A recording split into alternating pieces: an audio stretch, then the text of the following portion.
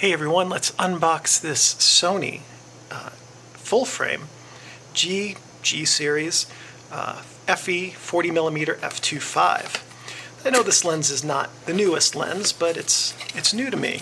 I've been looking forward to getting this for a bit. Here's the lens in bubble wrap.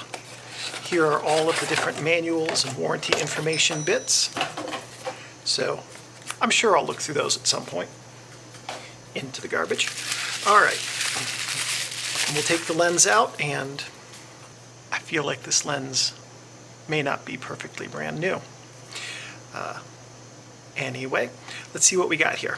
Lens cap. This is your lens hood. I'll just take it off at the bayonet. There we go.